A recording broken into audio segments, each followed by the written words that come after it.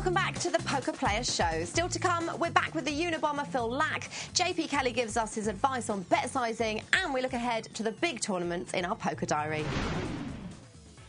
Well known for his crazy bets and current record holder for playing poker continuously without sleep, the Unabomber finally took down his first WSOP bracelet this September in the 2,500 No Limit Hold'em six-handed event.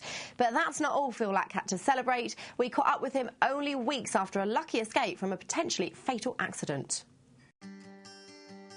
Okay, so myself, Antonio Esfandiari, Brian Rasks, All-American Dave, and there was 8 of us all together. We went up to Oregon, where All-American Dave was raised, and he knew all sorts of cool places for hiking and whitewater rafting and stuff. On the last day before the airport, we were down by the coast. We rented ATVs. Think about it. I was like, I want the fastest, souped-up, most aggressive thing they got. It's amazing. If I had just been going faster to start with, I would have never lost them. And I lost them, and then I started going faster to catch up to them.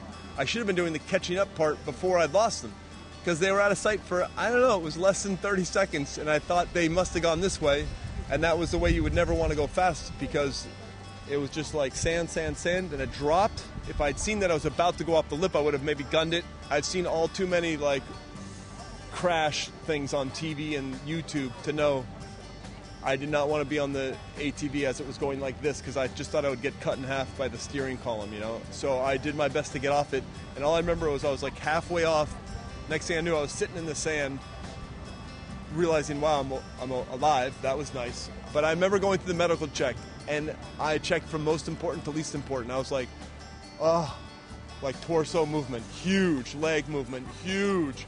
I couldn't open my eyes. Like, Phil, you better open your eye right now just for a second to see if you can see out of it, because that'll be a really nice feeling if you can see the world. And through all the like swelling and whatever, I pushed open and I could see the world out, and I was so happy I wanted to cry. My friends thought that the pain must have been so bad that it flipped over to no pain. I think the adrenaline must have been in super high drive, because I actually was making jokes. I got my backpack out, I threw my camera to a friend, I said, look, turn it to video mode. I was telling him how to do it. Within under 10 minutes later, there was a 4-wheel truck, and the first med guys, whatever, they just were appraising how bad the damage was. Then I was in an ambulance where they gave me a painkiller and got me to the hospital.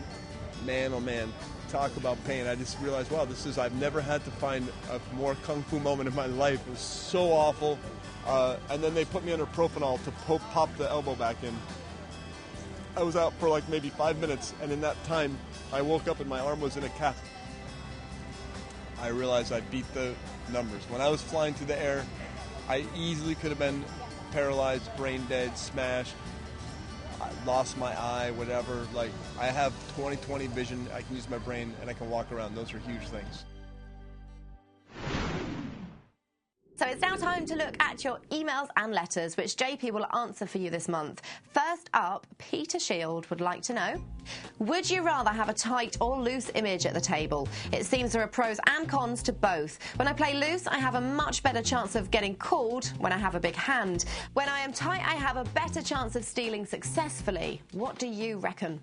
I don't mind either way. I feel like you have to adapt either way, because sometimes you can't just go in there going, I'm going to win every hand. You can't go in there going, I'm just going to wait for aces. So if I have a loose image, for instance, then that's quite an advantage, because if you finally pick up a hand, then they will make a mistake. A lot of the time. It happens quite a lot when you keep pushing someone, they decide to finally stand up to you, but they do it at completely the wrong time, and they walk into the nuts or whatever. So that's a good advantage to that. Also, when you play tight, it can help because you can steal more often. But then it's kind of, I don't know, it can become obvious to good players because they just know you're kind of waiting for that situation to come up. So it works more against bad players. So that's why I prefer to have a loose image, because then you can get paid off. It's easy to get paid off when you have a loose image. Good stuff. Right, next. Kevin Shepherd has this to say. I mostly play live tournaments at my local casino, and I was wondering what you do between hands when you're not playing. I always hear that you're meant to focus on the play of every hand, but what exactly is it that you look out for, and in what order of priority? Obviously, you look at what hands are turned over and how people sit and talk, but what else? Personally, I like to sort of maintain a level of focus at the table. I try not to text on my phone or do anything distracting.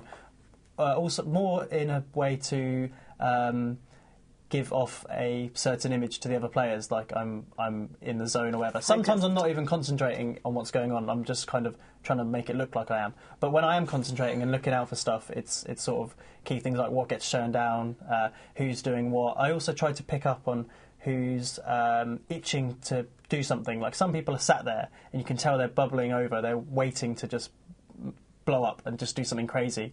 Or you can sit there and you can pick up on who's sat back in their chair just waiting for good hands. So that's what I look out for, and definitely look out for maybe little tells, I guess. But tells are kind of a little bit overrated. It's more like betting patterns and things like that. Thank you. Right, next up we've got one from Ethan E, who wants to know, do you think anyone can be good at poker? I ask because I've been playing for 5 years at microstakes, but am still only a break-even player. I read all the books I can, read all the forums, use Poker Tracker, etc., but just can't seem to crack it. Am I lacking something that players like you have? Sounds very similar to a good friend of mine who reads all the books, looks at all the forums, which is great and all, but I think the best way to learn is to go in and play.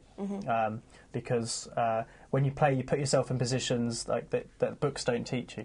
So you can reading all the stuff is great, but just get in there and play is my advice, which is what I say to my friend as well. So I think anyone can become a winning player. It depends how much you win, though. I guess there's got to be a bit of natural talent as well, but you can definitely maximise your potential by playing more. This experience. Yeah, definitely like increasing your experience.